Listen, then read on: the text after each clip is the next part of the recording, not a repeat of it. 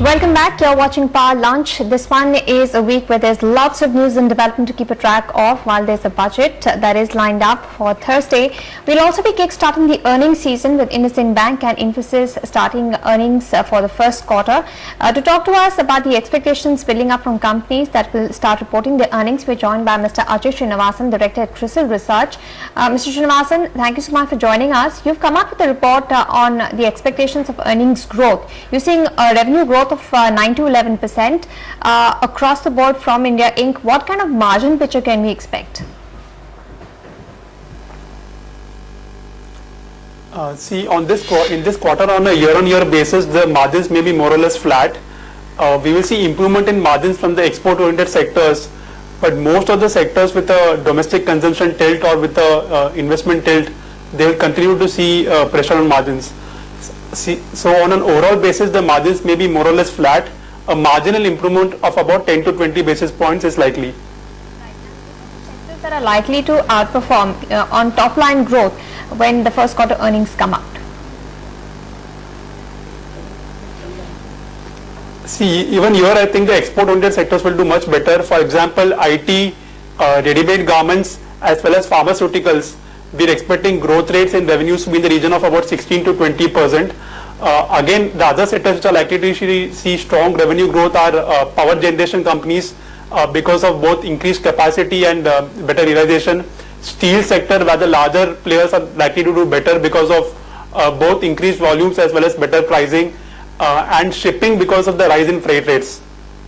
And which are the sectors? On the FMCG side, we expect to see continued better realizations. I wanted to check with you, what are the sectors that could lag when it comes to earnings? See, I think quite clearly here it is going to be the investment-oriented sectors like capital goods. In capital goods, for example, we are expecting to see a 6 to 7% revenue decline on a year-on-year basis.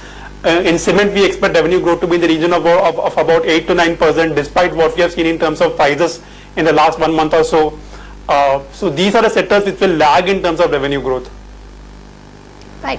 What about sectors like FMCG and auto? Because discretionary spending may not have completely picked up.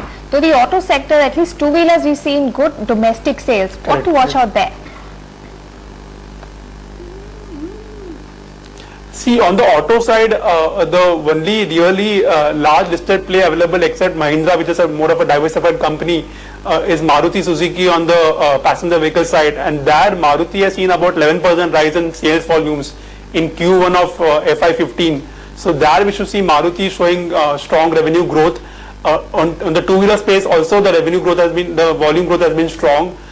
In commercial vehicles we continue to see pressure, except Tata Motors where the JLR play is huge, we continue to see pressure on volumes of commercial vehicles. On the FMCG side, the trend we have been seeing is that most of the growth is happening because of price change and because of product mix change rather than volume growth. This trend we expect will continue in the Q1 FY15 as well.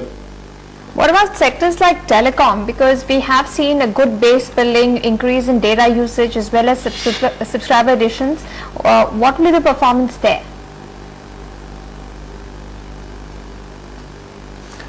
On the telecom side, we think revenue growth will be in the region of about 7 to 8%, but margin improvement will be significant in the region of 80 to 100 basis points in terms of EBITDA margins.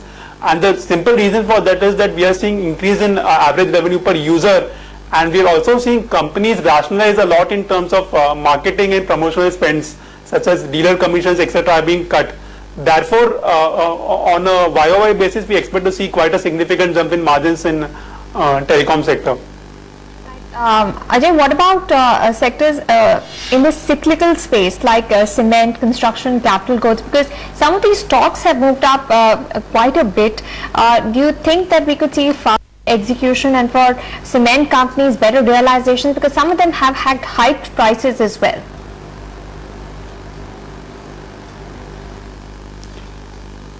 Just if you look at the hiking prices, have been very, very steep, especially only in Andhra Pradesh. In other regions, it has not been so steep. But from what we on the ground, our sense is that demand is yet to meaningfully pick up. Therefore, volume growth may continue to be very, very subdued in the region of about 3 to 4% for the cement companies.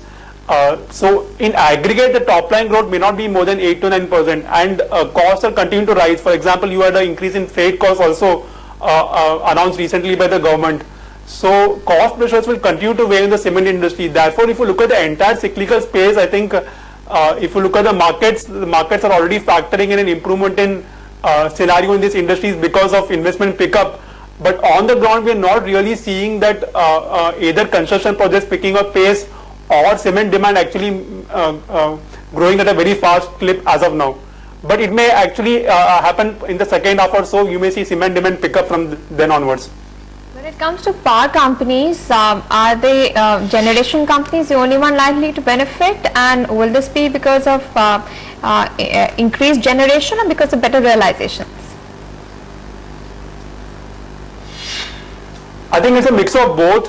Pricing also has improved, and a lot of the capacities have come on stream in the last 1 year or so. So because of both generation capacities increasing as well as better tariffs or increase in tariffs, we are likely to see power generation companies outperform in terms of top line growth. All right. Thank you so much, Mr. Srinivasan, for speaking with us and giving us more details about the report on what can be expected when companies start coming out with the first quarter earnings. Hina, it's going to be really busy time for us again once these earnings comes out. But thankfully, there'll be more to look forward to, especially for some sectors expected to do well. Absolutely, and it's coming after the budget, so a lot of work as to what is the budget going to be like. We'll slip into a very short break now, but after that an exclusive interview lined up with Ajit Ranade on what is expected from this year's budget. Take a look.